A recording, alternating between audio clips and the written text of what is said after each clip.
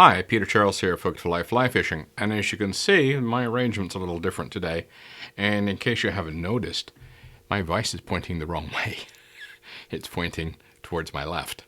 So you're saying, well, what's going on here?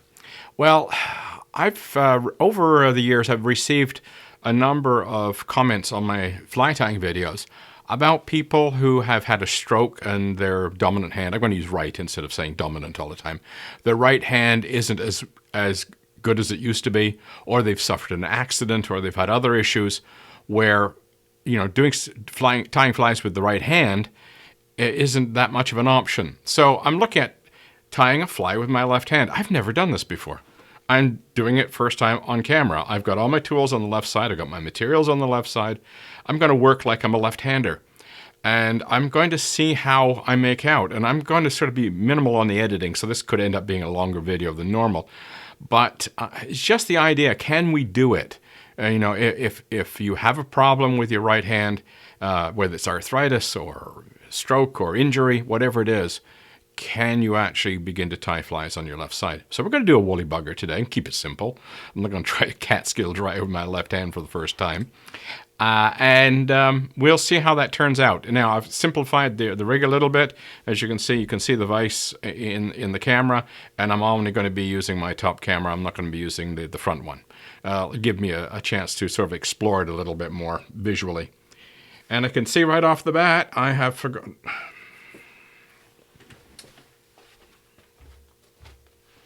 Goes better with thread. Okay, so get some glasses so I can see what I'm doing.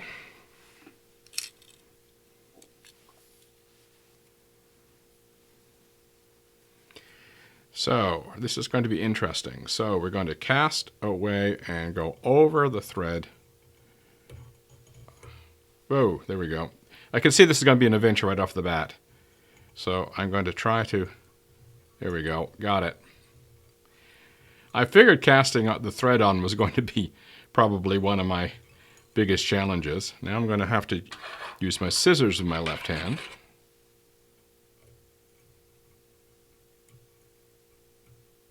There we go. Throw the garbage away with my left hand. Now I'm not going to get pretty with this.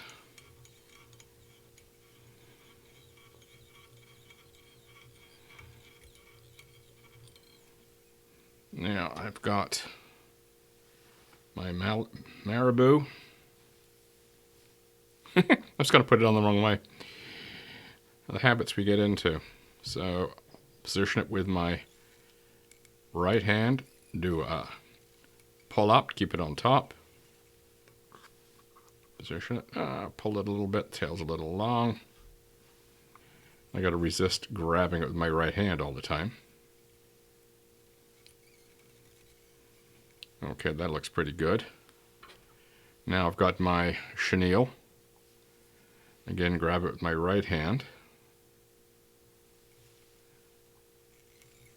Obviously, you have to have some use with your right hand. I mean, to do it totally one-handed would be one hell of a challenge, but I think it's doable if you have the ability to use your right hand to a certain extent. Now I'm going to put on my hackle.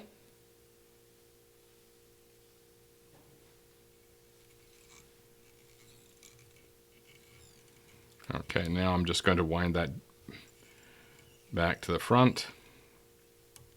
Keep it on top. Subtle things I'm finding with this is normally I can manage my tension of my thread to keep the material on top of the hook and not go around the hook. And that's turning out to be a little bit more of an issue for me. Okay, I put a couple of wraps in there. See, I'm having to keep turning around and pulling it up. Geez, even picking these scissors off the table is a challenge. Try not to cut the thread.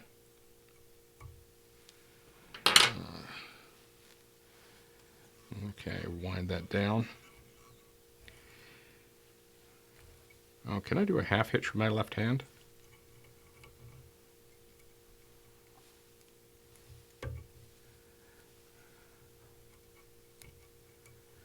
Sort of. Kind of got it. That was pretty crude, but it worked. Okay, let's spin this around. Get our body on.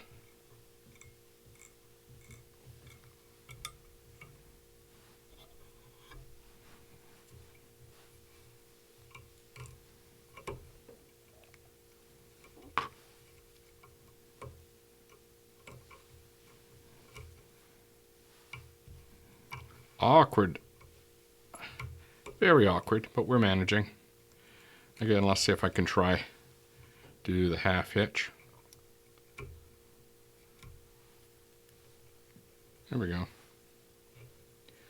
So let's see if I can cut this without cutting my thread.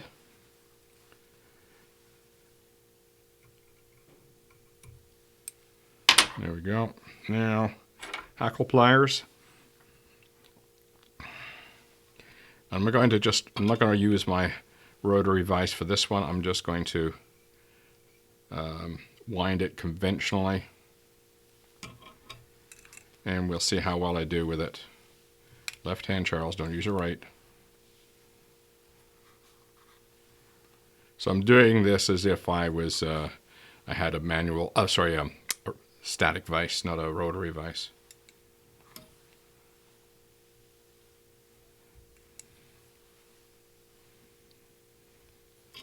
So I can get a couple of extra turns in there if I'm lucky.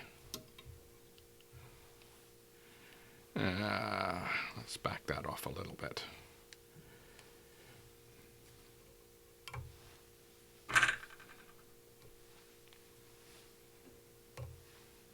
What I'm doing is I'm just reducing the amount of barbs I have here, so I'm not crowding the eye too much. Okay, there we go.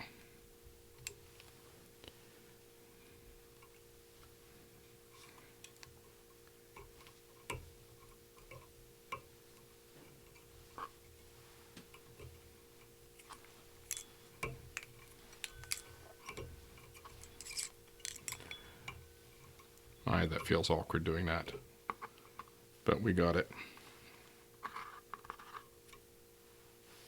Nope. Left hand.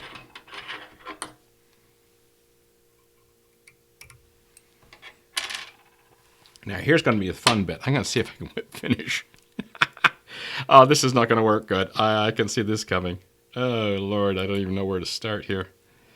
If I do it with my right hand, there we go.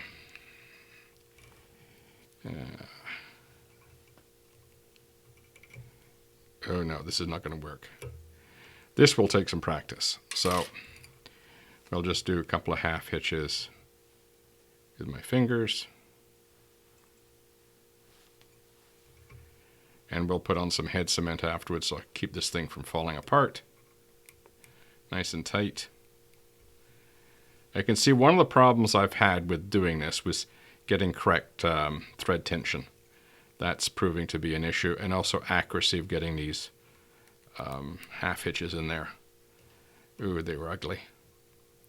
Okay, I'll trim that off. Little head cement. Oh, left hand, do it on the left hand.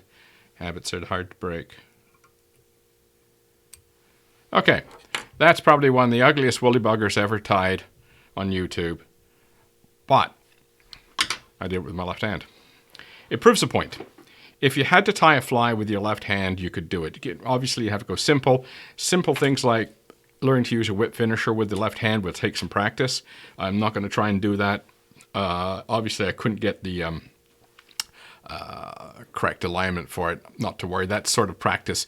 Do it with the right, do it with the left, do it with the right, do the left, till you've got sort of a mirror going. One of the reasons why you might want to try to learn to tie with your left hand is that it's also handy to be able to cast with our left hand when we're out on the water.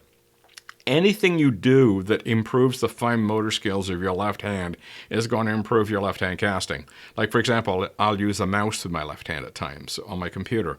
When I'm doing something in the kitchen, I might use my left hand more than my right, just to get those fine motor skills further developed with the left hand, so I can go out, left hand cast, and do a reasonably decent job of it. And I don't feel like it's too awkward. I can be, get semi-reasonable distance and semi-reasonable, accuracy.